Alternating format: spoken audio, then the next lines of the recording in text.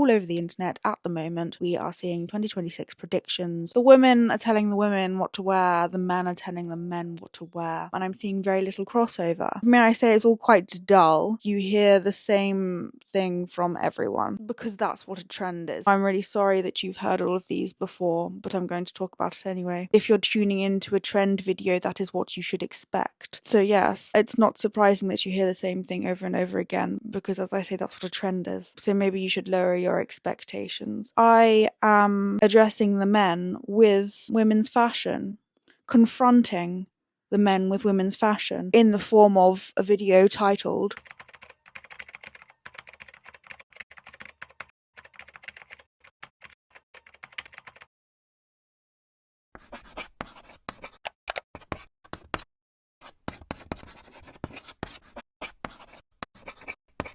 So welcome to If Men Wore Women's Fashion Trends. Okay, so I have these core trends. So these are the core trends that women are wearing in 2026. And this isn't a prediction. I'm not necessarily saying that I like anything that I'm about to talk about. I mean, I don't really like anything. If I just give you the insight, it allows you to make your own decision on what you want to wear. When these videos are made right at the start of January, people often reference the spring-summer 2026 looks, which is what they base their predictions on. And this is kind of forgetting that we are actually still in winter. I mean, if you are a northern hemisphere dweller such as myself, we are in fall winter 2025, and I think a lot of people forget that when they start talking about predicting and what's trending. Because we are in the year of 2026, they will make predictions, make comments on what is trending based on the 2026 collections, but in the fashion calendar we are in autumn winter 2025. I mean, I guess that there's two halves of the story, is that some things I'm talking about are based on what you want to wear now, because you still have to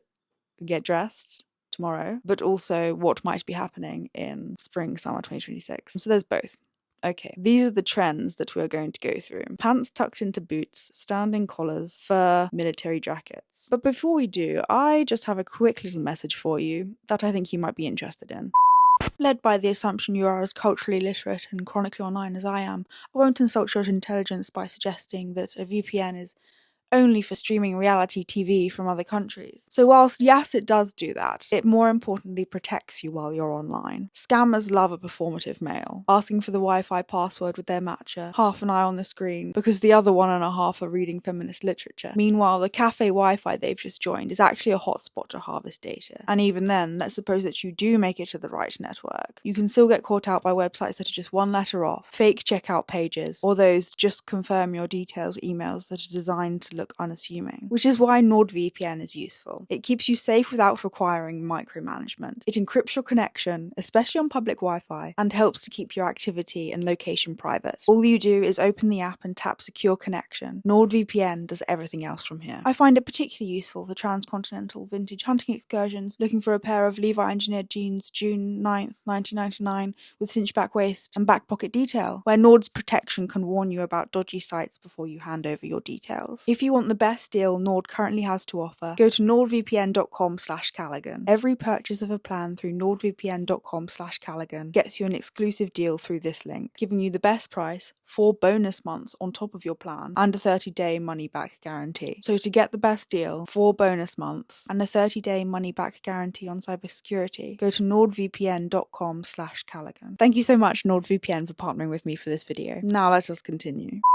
Okay, so pants tucked into boots, standing collars, fur, military jackets. Not very many, but they are specially selected for you because I think that these are doable. They are doable, and they are also things that are actually trending. They're not predictions, they are things that are happening. Women will do it first and men will follow, which culturally is quite an interesting thing. Women face less criticism for being experimental, I guess would be the word. If it is deemed acceptable, the men can wear it. Have I shot myself in the foot saying that this is not predictions? Because I guess maybe, following the rhetoric I've just given, if I am commenting on what is currently trending for women, this is actually, in a sense, the prediction for menswear. I don't know, take with that what you will, but basically what I'm saying is that the male trends will follow a season behind the women's trends, right? If you are of the male species and wish to be ahead of your peers, this is what women are wearing.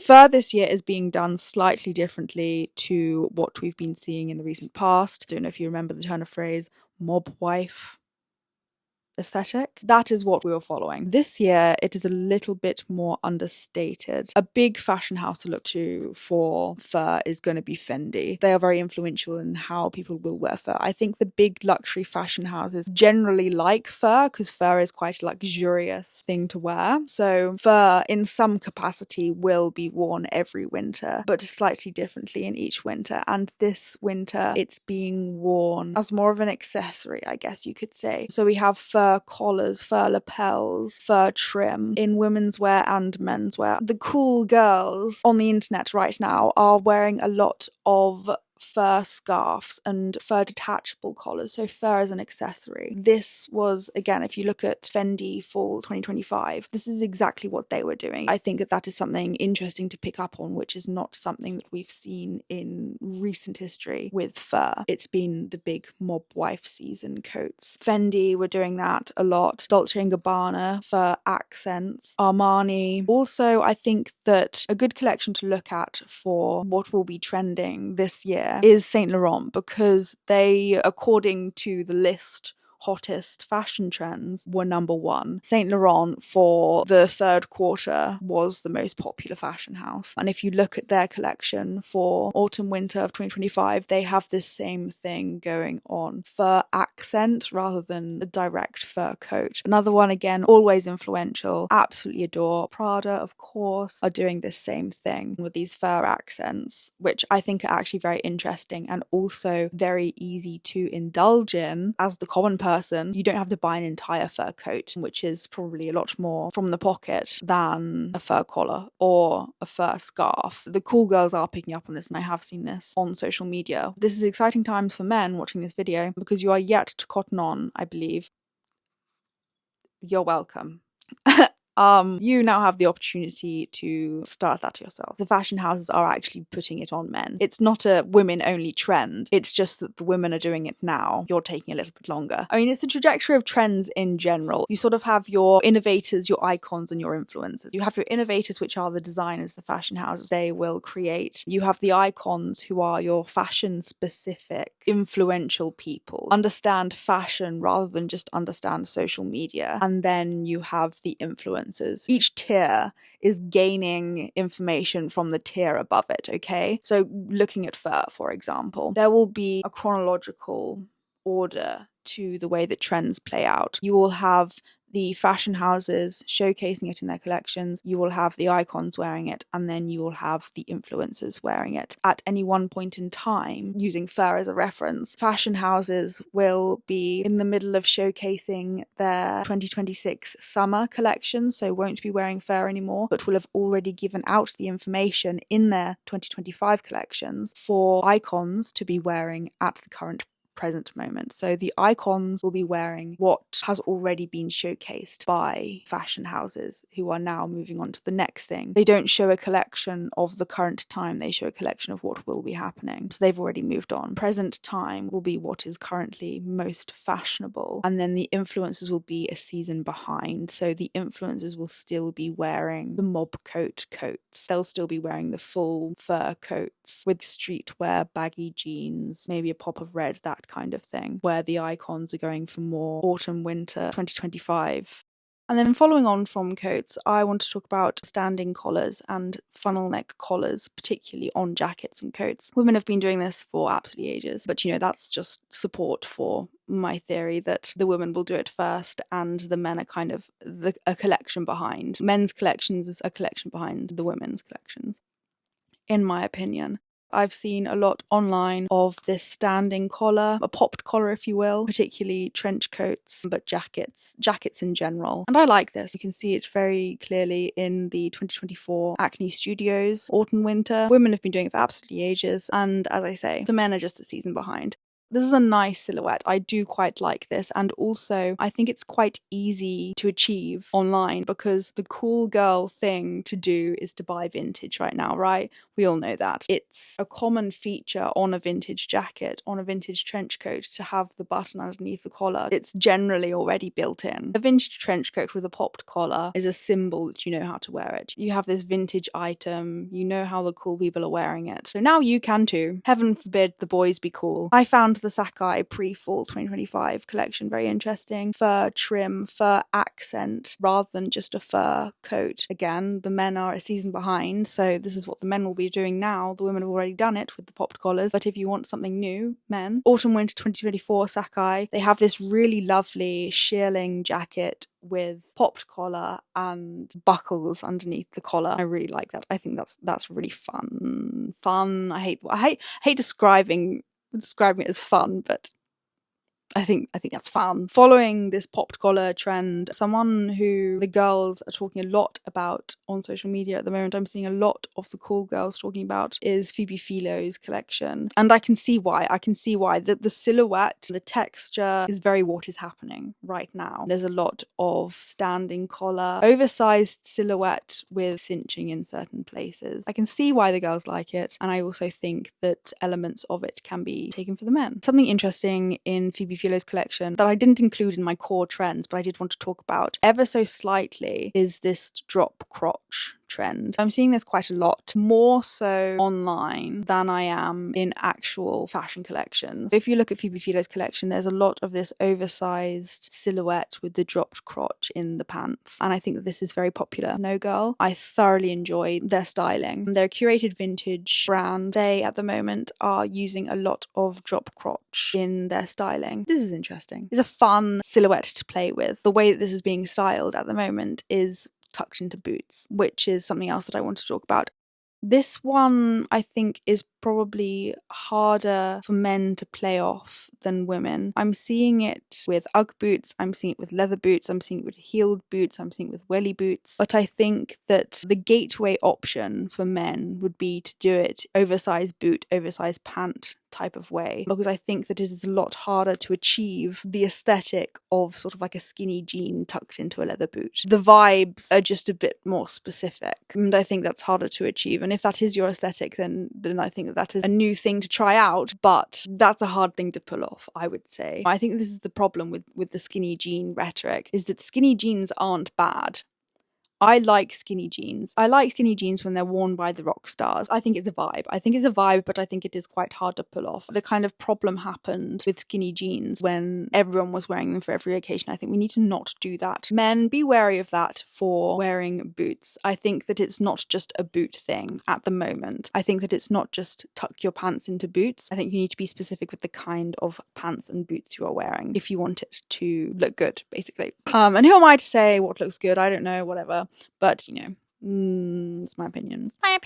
This is maybe a strange opinion to have, but I actually do think there is overlap between the Yeezy collections and Phoebe Philo's collection. You might have to bear with me with this. So if I put them side to side, you can actually see the overlap. You can see the overlap between the Yeezy way of styling things and Phoebe Philo's new collection. The dropped crotch, the oversized, exaggerated in places silhouettes, big shoulders, maybe a smaller waist, big boots, that kind of thing. Yeezy isn't doing fashion anymore. A more contemporary, smaller brand that I think quite obviously takes quite a lot of inspiration from the Yeezy collections is Greg Ross. They have this very Yeezy style of silhouette, but also incorporating what is currently trending at the moment. So for example, their newest collection has a lot of fur and texture in a way that big fashion houses are using it. It is very identifiable as this the dystopian oversized draping way that Yeezy would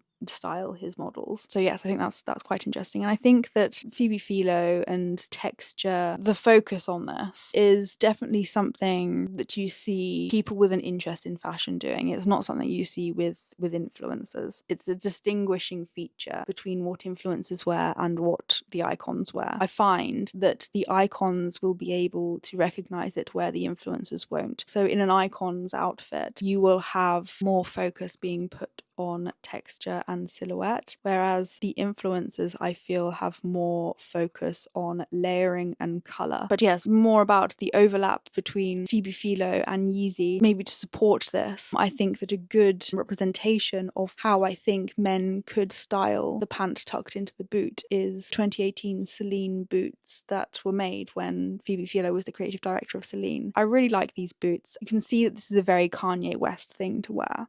I can see Kanye West in these boots. I mean, he was the croc boot